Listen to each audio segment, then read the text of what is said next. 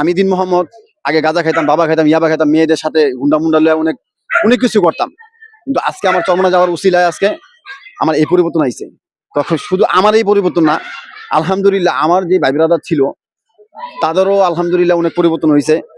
আমি চাই যারা চরমনার বিরোধিতা করে তাদের বলতে চাই যে আপনারা না বুঝা না শুননা চরমনার বিরোধিতা করবেন না। কিন্তু আমি দিন মোহাম্মদের আজকে এই পরিবর্তন, এই লাম্বা জামা কন, টুপি কন, দাড়ি কন, আজকে চরমনার ময়দানে যাওয়ার উসিলা হয়েছে।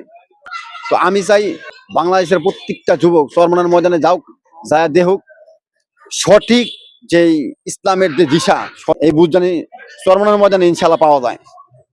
অন্য কোনো আমি অনেক দরবারে গেছি, আট্রিশিগণ, দেওয়ান ভাইগণ, রাজার বেগন, কুতুব ভাইগণ, আমি অনেক জায়গায় গেছি, ল্যাংটায় যায় গাঞ্জাও খাইছি।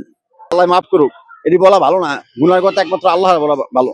কিন্তু ল্যাংটায় যে আমি অনেক খারাপ কাজও করছি।